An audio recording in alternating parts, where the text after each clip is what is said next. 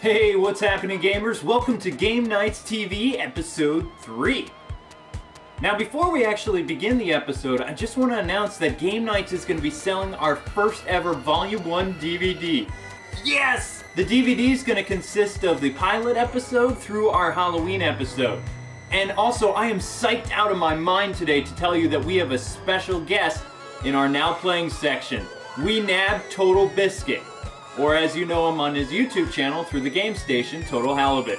So special thanks to John for filling in for Nick, who was in the middle of getting ready for his soon-to-be baby. So props to you, Nick, and thank you so much, John. So you know how things are going to go. We're going to kick things off with our Now Playing section, then move right into our Help section. And then I'll be back after those are over. Time to roll the intro, baby. Yeah!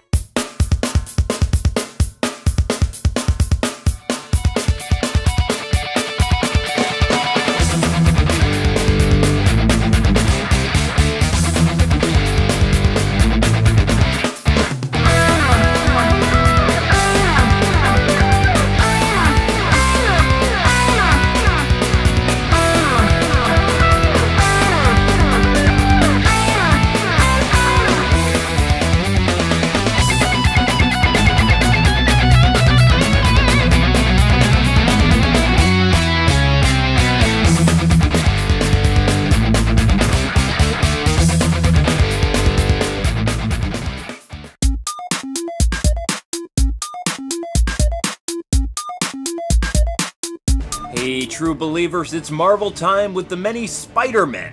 Yeah, I know, bad Stan Lee impression, but hey, how can you blame me? Spider-Man is back with his newest video game entry, Shattered Dimensions. As you can tell from the word Spider-Man, Spidey has 3 different incarnations of himself that help him recover a stone tablet, which has been damaged from a short fight he had with Mysterio. With 3 chapters for each character with their own set of gameplay mechanics, visuals, music selections, and own baddies they must fight, this original title in the lineup is enough to take a bite out of crime with tense web-headed action on your PS3, 360, and PC. With great power comes great responsibility, Spidey fans. The dead walk everywhere again. You heard right, gamers. Capcom's apocalyptic zombie franchise is back with its newest entry, Dead Rising 2. Taking place 5 years after the Willamette incident, our new protagonist, Chuck Green, must survive the onslaught in Fortune City, Nevada while saving his daughter and clearing his name from a terrorist act he didn't commit. As with the first Dead Rising game, you save civilians, fight psychopaths, and slay the undead.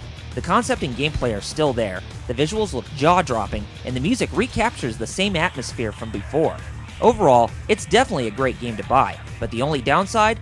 No Frank West. But that's okay, because this game is Game Nights TV's September 2010 Game of the Month. NBA Jam. I have such fond memories of this game as a kid. So I guess the question is, does the new NBA Jam for the Nintendo Wii live up to those memories? The answer, for the most part, is yes. Despite the lack of online play and some minor issues I had with the controls, NBA Jam is just way too much fun for me to give it anything but a favorable review. The game is enjoyable by yourself, but you're much better off grabbing some friends to play with you. You can play the newer modes like Elimination, 21, and Remix mode, or just play a standard match. Either way, you and your friends won't be disappointed with this one. Oh, and did I mention that my catchphrase is in the game? Lama Lama Ding Dong! Hi! I'm not gonna lie, I am a super fan of the pink marshmallow, and I will admit, yes, I was a skeptic about this game at first. The story begins in Dreamland and features a new villain who transports Kirby to a whole new world. Kirby himself is changed into Yarn and must learn new abilities because he can no longer suck in the bad guys. Epic Yarn takes a familiar Kirby platformer and changes it up dramatically, which isn't a bad thing. The game can be played solo, or a friend can tag along as Prince Fluff. Playing co-op is so much fun, and it's easier to collect all the items in each level with 2 people. Besides the 7 main worlds, there are bonus levels, mini-games, players can even decorate their house and expand their neighborhood too. Nintendo has done it once again, and Kirby is still the cutest character in gaming ever. The market today seems flooded with an overabundance of third-person shooters, but my friends, don't mistake Vanquish for another average third-person shooter. Being able to slide on your knees with jetpacks attached to your flippin' feet is one of the most exhilarating things I've done in a video game in a long time. Admittedly, the narrative is one place Vanquish kind of falters, but Vanquish is about the mechanics, not the dramatics. And although the main campaign is a relatively short time compared to some other third-person shooters, a bevy of challenge options and that little itch in the back of your head that says, I gotta get the high score on that level, makes you come back for more. Simply put, Vanquish is pure adrenaline-pumping action that will make you say, here's of what? In my honest opinion, I believe that Castlevania Lament of Innocence was a good 3D game, but Lords of Shadow surprised me. The story takes place in 1047, which predates all other games, but isn't officially canon. Developed by Mercury Steam, with Kojima Productions overseeing development, was a different change from IGA's leadership, but it wasn't a bad change. With great gameplay that resembles classic Castlevania games and action titles, dark and surreal designs, and jaw-dropping music, sound, and voice work, Lords of Shadow is a game that successfully stands out on its own, even if one does feel they're playing God of War, mixed in with a bit of Shadow of the Colossus for good measure. Both of which are amazing games on their own, don't get me wrong, but combined, they're something else entirely. So Game Nights TV is proud to award Castlevania Lords of Shadow our October Game of the Month.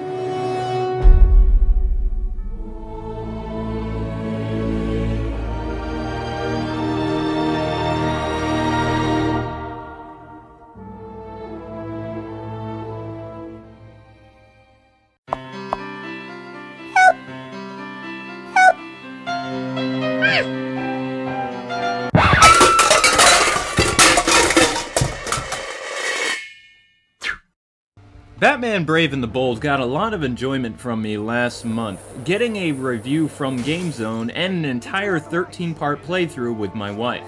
Believe it or not, this game does have some codes that offers even more replay value.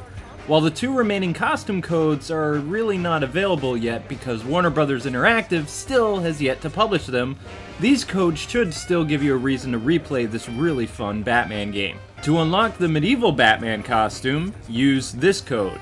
And this costume actually had me replay the game a couple times, and you may have seen me actually using it in the playthrough. To unlock Protobot, which is a jump-in hero, use this code that you're seeing right now.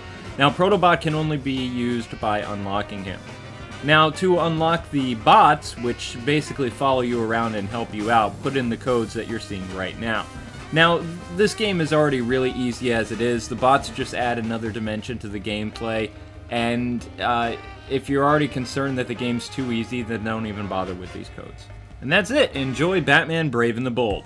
Zombies Ate My Neighbors, a cult classic favorite of mine from over the years. I'm not gonna lie, this game can be very brutal if you don't know what you're doing. But due to time, I can't really walk you through each level and show you all the game's secrets, so I'm just gonna highlight some of the easier ones. I would recommend that during the first 10 levels of this game, stock up on as many weapons and items as you can, and try to find as many secrets as possible too, and stock up on lives. Remember, it's a good idea to check the hedges for hidden items by blasting it with your bazooka. You can also use a monster potion if you don't have any bazookas. When in the bonus levels, make sure you explore every nook and cranny and get the extra lives and as many items and weapons as possible. Also, by going to the bonus levels, it's the only way you'll get the flamethrower, which is the most powerful weapon in the game, but I really didn't have time to go look for it again. In Dr. Tung's first castle, you use the door to your right before saving all the civilians, and you head up there, and there's actually a 1-up near the creature. I found that fighting the giant baby the first time is easiest using the Pandora's boxes. The second time, I recommend standing on the escalator right here so the ants and the baby can't get to you, and just throw soda cans at him whenever possible or use Pandora's box. I also want you guys not to stress too much about trying to save everybody. Remember, sometimes the game will reward you with an extra victim later on, so don't stress yourself over too much about it. Once you reach the final boss, the easiest way to kill him is with plates. You heard right, plates. Here's a list of passwords for you to skip to the level you want. Just so you know that you do start with 3 lives and 10 victims, but no items. You just start with your squirt gun and 1 health kit. And that's all I have to say about this game. I hope that these tips prove very helpful for you. Hopefully now you guys and gals are all zombie experts, right? Man, you gotta love Zombies Ate My Neighbors. Okay, so this is the last time that you're gonna see the games that still pwn until probably December. But I've got a great game to go out on. Resident Evil 2 for the PlayStation. Such a cool game.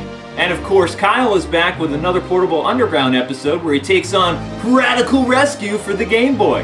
And I will be back after those are over.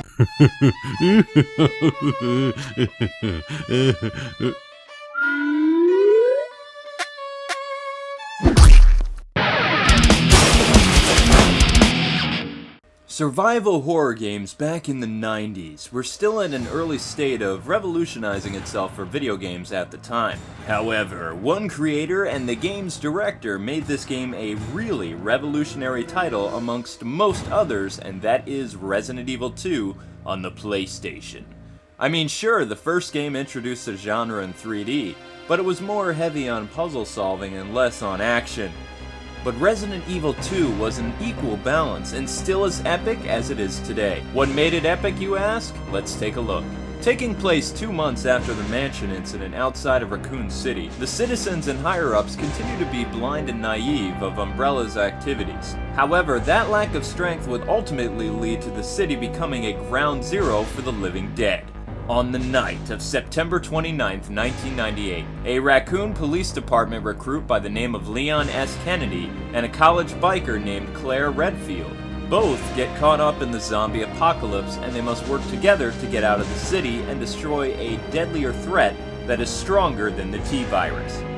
Resident Evil 2 is a 3D horror survival game where you go through the streets, buildings, and such to escape from the undead and to solve puzzles for the game's progression. You play as the rookie police officer Leon, or the college girl Claire, who is Chris Redfield's little sister, by the way. The game plays out much like the first game, so the formula hasn't really changed. But this game is actually more of a linear experience. You do some backtracking here and there, but it's mostly a straightforward journey. So what made this game different than its predecessor? Well, the scenario system is brought back, but it has truly revamped itself from being a total rehash. Each character has an A and B scenario depending on which order you play the characters. However, the item locations and ammunition numbers can change. But when playing on the B scenario for any character, you will end up being harassed by this bad boy. Still, you get more places to explore and get to know the game's true ending. So playing through each character with both of their scenarios add more replay value to the overall experience. You can gain one minigame in the original game, but you could gain another minigame if you have the DualShock version. So there's more content than what you originally get. Let's not forget the prime example of what makes Resident Evil games so great, and that is slaying the undead. You heard right, shooting at zombies hasn't been that much fun as the first game, but the difficulty between them and the other creatures are much better. I'm serious. The controls even have that feeling as if you were playing a first-person game through a third-person perspective.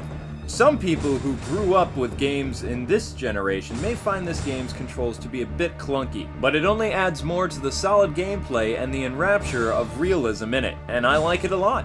What else made this game interesting? Well, this game was originally supposed to be like the first game with its cheesy English voice work, with no emphasis on story development. It was originally planned as Resident Evil 1.5, but it got canned because the developers weren't too thrilled with the near-finished product. Therefore, the game went under a full development overhaul as it became the game that you see right now. The finished version had much better voice actors, music, sound effects, and the gameplay was a lot more balanced. I mean, there are some things to nitpick, like Sherry being slow and running and evading enemies, and the fact that the B scenario has more items for you to deposit in your item box because of either Leon or Claire not having a side pack. Or how about when using special weapons will decrease the overall ranking you achieve in the character scenario? Ugh. I would think otherwise because the overall experience overshadows the bad in a matter of seconds. Just think about it. The gameplay and the difficulty was a match made in heaven, and the overall playthrough of each character's scenarios only added more reason for this game to get some constant replay every now and then.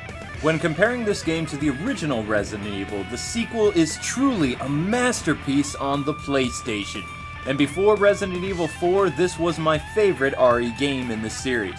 So join us in raiding the Umbrella Corporation and blasting a city full of zombies. This game definitely still pwns. Hey, it's up to us to take out Umbrella.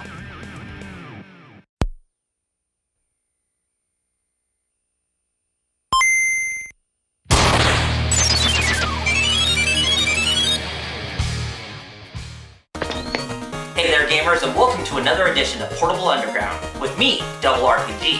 And since it's Halloween, let's talk about one of my favorite topics, the Ninja Turtles.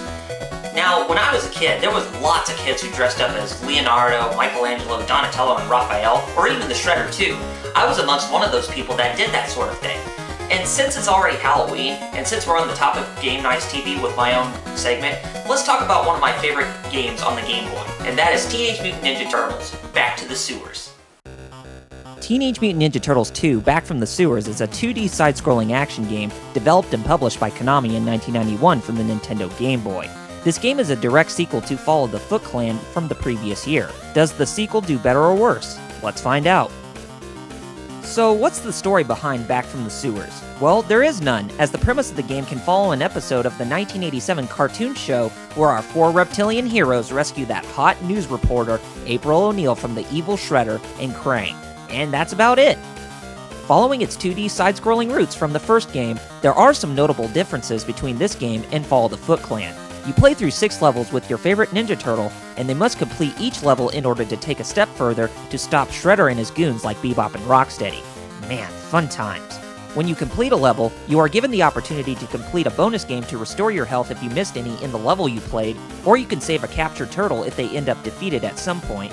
Don't get me wrong, this game is wicked difficult, even on the easiest difficulty. It makes Fall of the Foot Clan look more like a walk in the park than Back from the Sewers.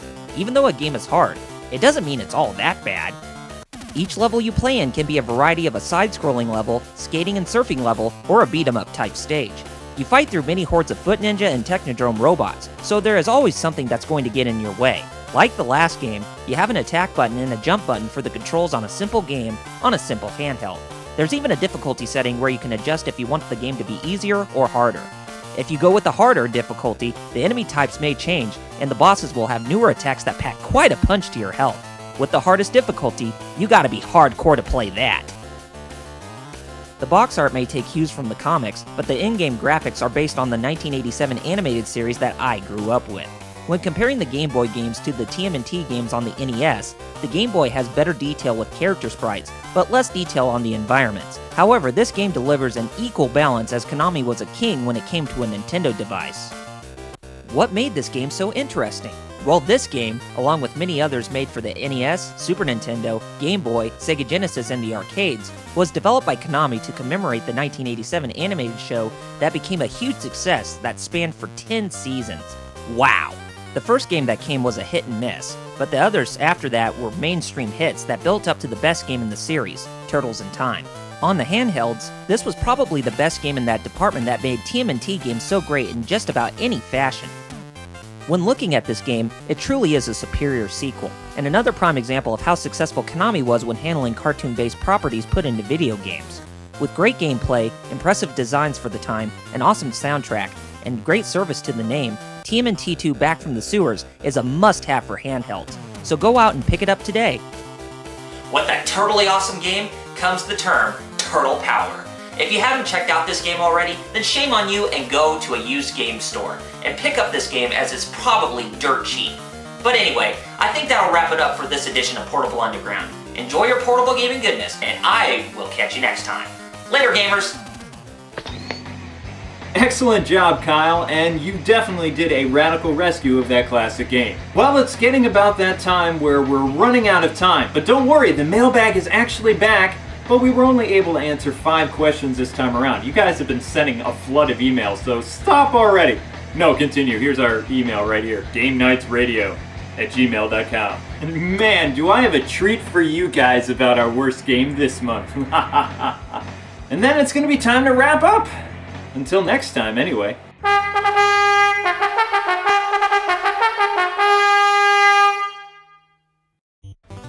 Hey Game Nights, my name is Diego, and I gotta say, I love the show, and I was wondering if you could do something with the GameCube, like Beautiful Joe. It's one of my favorite GameCube games, and I would really appreciate it if you did, thanks.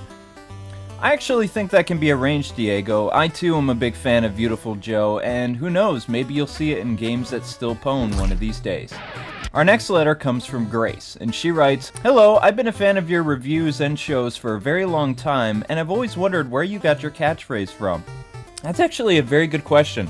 It comes from two different sources, actually. One is from Bob Ross, the painter from the 80s who had a show on PBS, and at the end he would say, "God bless you." And happy gaming is just something I randomly came up with in my head, and it just kind of put the two together and it stuck.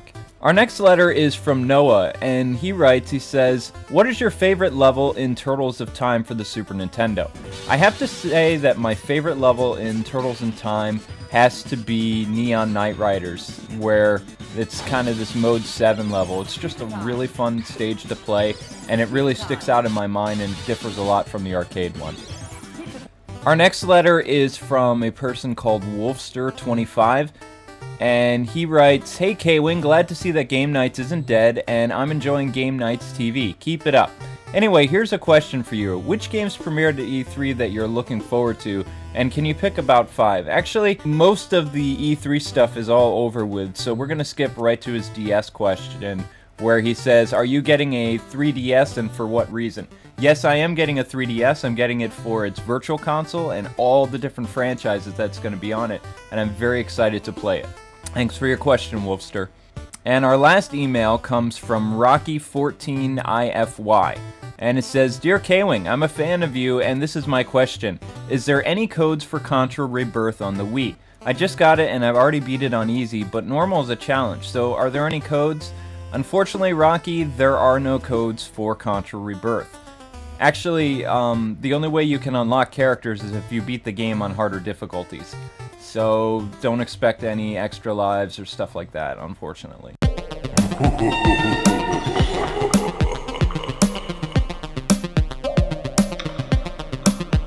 This time around, Wii Sports Clone meets the Guillotine of Doom. The PS Move, while a great motion controller, still has nothing on Wii Motion Plus. That being said, Sports Champions was meh. Not necessarily terrible, but there's a reason why it's our worst game of the month. Gladiator and Archery was a fun mode for a while, but honestly, this just isn't worth your time, unless you already own the PlayStation camera thing.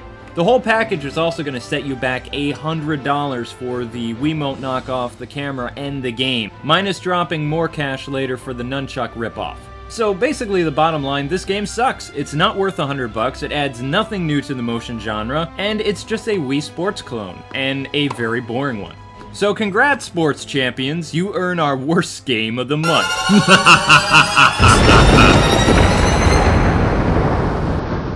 Next time on Game Nights TV, shooters have taken over our show. That's right, we got Call of Duty Black Ops and help with the brand new GoldenEye.